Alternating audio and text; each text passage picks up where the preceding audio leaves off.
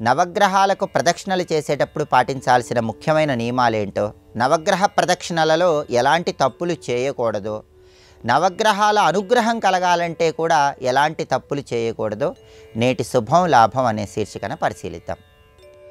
నవగ్రహ ప్రదక్షిణలు చేయటానికి దేవాలయానికి వెళ్ళినప్పుడు నవగ్రహాలకు సమీపంలో పాదరక్షలు విడిచిపెట్టరాదు. అలాగే దేవాలయంలో ధ్వజస్తంభం దగ్గర కూడా పాదరక్షలు విడిచిపెట్టరాదు. దేవాలయంలో రావి చెట్టు దగ్గర కూడా పాదరక్షలు విడిచిపెట్టరాదు. దేవీ దేవతలకు సంబంధించిన ఉప ఆలయాల దగ్గర కూడా పాదరక్షలు విడిచిపెట్టరాదు. ఎక్కడైనా సరే నవగ్రహ ప్రదక్షిణలు చేయటానికి దేవాలయంలో వెళ్ళినప్పుడు కాళ్ళు కడుక్కునే ప్రదేశానికి సమీపంలో మాత్రమే పాదరక్షలు విడిచిపెట్టాలి. అలాగే నవగ్రహ ప్రదక్షిణలు ప్రారంభించే ముందు తూర్పు దిక్కు వైపు తిరిగి నమస్కారం చేసి నవగ్రహ ప్రదక్షిణలు ప్రారంభించాలి. అంటే ముందుగా సూర్యుడిని చూస్తూ నవగ్రహాల్లో సూర్యుడికి నమస్కారం చేసి ఆ తర్వాత సవ్య దిశలో నవగ్రహాలకు ప్రదక్షిణలు చేయాలి.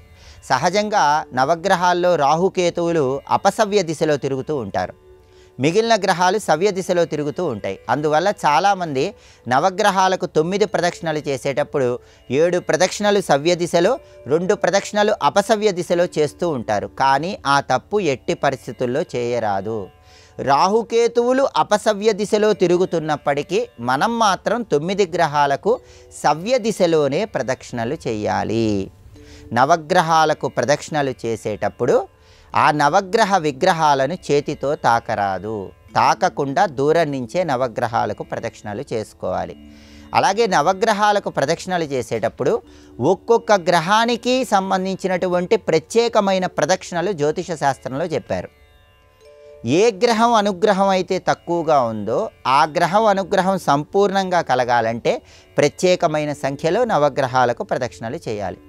సూర్యుడి అనుగ్రహం కలగాలంటే నవగ్రహాలకు 6 సార్లు ప్రదక్షిణలు చేయాలి. చంద్రుడి అనుగ్రహం కలగాలంటే నవగ్రహాలకు 16 సార్లు ప్రదక్షిణలు చేయాలి. కుజుడి అనుగ్రహం కలగాలంటే నవగ్రహాలకు 13 సార్లు ప్రదక్షిణలు చేయాలి. బుధుడి అనుగ్రహం కలగాలంటే నవగ్రహాలకు 23 సార్లు ప్రదక్షిణలు చేయాలి.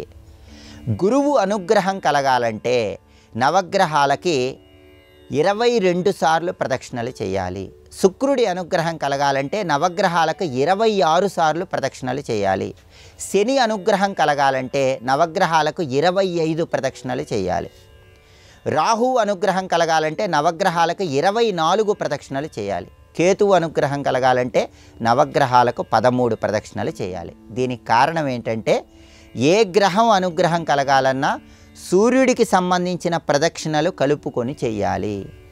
జ్యోతిష శాస్త్రపరంగా ఆ గ్రహం దశను పట్టి ఈ ప్రదక్షిణ సంఖ్యను నిర్దేశించడం జరిగింది. ఇలా నవగ్రహాల ప్రదక్షిణ చేస్తే ఆ గ్రహాలకు సంబంధించిన ప్రత్యేకమైన అనుగ్రహం కలుగుతుంది.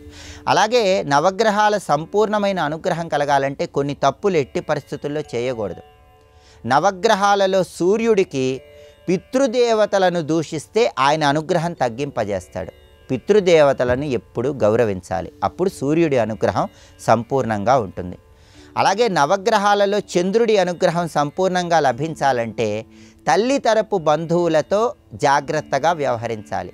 తల్లిగారిని గౌరవించాలి. అప్పుడు నవగ్రహాలలో చంద్రుడి సంపూర్ణమైన అనుగ్రహం కలుగుతుంది. ఎవరి దగ్గరైనా అప్పు తీసుకొని ఆ అప్పు తిరిగి తీర్చకపోతే కుజుడి అనుగ్రహం తగ్గిపోతుంది. వ్యవసాయ రంగంలో ఉన్నవాళ్ళు సరైన విధంగా ధన సముపార్జన చేయకపోతే కుజుడి అనుగ్రహం తగ్గిపోతుంది. కాబట్టి వ్యవసాయ రంగంలో తప్పులు చేయకూడదు. తీసుకున్న అప్పు తిరిగి తీర్చేయాలి. అప్పుడు కుజుడి అనుగ్రహం ఉంటుంది. అలాగే జ్ఞానం ఉందని అహంకారం ఉన్నట్లయితే బుధుడి అనుగ్రహం తగ్గిపోతుంది. ఎంత జ్ఞానం ఉన్నా అహంకారం ఉండకూడదు. అప్పుడు బుధుడు సంపూర్ణంగా అనుగ్రహిస్తాడు. గురువు అనుగ్రహించాలంటే చదువు చెప్పిన గురువులను గౌరవించాలి. చదువు చెప్పిన గురువులను ఎట్టి పరిస్థితుల్లో అవమానించరాదు. వాళ్ళని ఎంత గౌరవిస్తే నవగ్రహాల్లో గురువు అనుగ్రహం అంత సంపూర్ణంగా కలుగుతుంది. నవగ్రహాల్లో శుక్రుడు అనుగ్రహించాలంటే జీవిత భాగస్వామితో గౌరవప్రదంగా వ్యవహరించాలి. అప్పుడు నవగ్రహాల్లో శుక్రుడు అనుగ్రహిస్తాడు. నవగ్రహాలలో శని అనుగ్రహించాలంటే తల్లిదండ్రులను గౌరవించాలి. ఎవరైతే తల్లిదండ్రులను సేవించరో, ఎవరైతే తల్లిదండ్రులను గౌరవించరో వాళ్ళకి నవగ్రహాలలో శని అనుగ్రహం తగ్గిపోతుందని జ్యోతిష శాస్త్రంలో చెప్పారు. శని మీకు ప్రతికూల పరిస్థితులు ఇవ్వకుండా ఉండాలంటే ప్రతిరోజు తల్లిదండ్రుల పాదాలకు నమస్కారం చేసుకొని లేదా తల్లిదండ్రులను స్మరించుకొని కార్యనిమిత్తమై వెళ్ళాలి. అలాగే నవగ్రహాలలో రాహుకి సర్పాలకు ఏదైనా అపచారం చేస్తే ఆయన అనుగ్రహం తగ్గిపోతుంది. కాబట్టి సర్ప పూజ ఎంత ఎక్కువగా చేస్తే నవగ్రహాల్లో రాహు అనుగ్రహం అంత సులభంగా లభిస్తుంది. వైద్య వృత్తిలో ఉన్నప్పుడు ఎలాంటి తప్పులు చేసినా రాహు అనుగ్రహం తగ్గిపోతుంది. వైద్య వృత్తిలో ఉన్నవాళ్ళు తప్పులు చేయకుండా ఉంటే రాహు అనుగ్రహిస్తాడు. అలాగే పితృకార్యాలు సరిగా చేయకపోతే కేతువు అనుగ్రహం తగ్గిపోతుంది. పితృకార్యాలు సరిగా చేస్తే కేతువు అనుగ్రహిస్తాడు. అలాగే జ్ఞానం ఉండి నలుగురికి ఆ జ్ఞానం చెప్పకపోతే కేతువు అనుగ్రహం తగ్గిపోతుంది. ఉన్న జ్ఞానాన్ని నలుగురికి పంచిపెడుతూ ఉంటే కేతువు బలం పెరుగుతుంది. కాబట్టి నవగ్రహాలకు సంబంధించిన తప్పులు చేయకుండా నవగ్రహాల అనుగ్రహం కలగటానికి ఈ విధి విధానాలు పాటిస్తూ నవగ్రహ ప్రదక్షిణలు చేసేటప్పుడు కూడా ఏ గ్రహం బలం తక్కువగా ఉందో ఆ గ్రహానికి సంబంధించిన ప్రత్యేకమైన ప్రదక్షిణలు చేసినట్లయితే నవగ్రహాల సంపూర్ణమైన అనుగ్రహానికి ప్రతి ఒక్కరూ సులభంగా పాత్రలు కావచ్చు.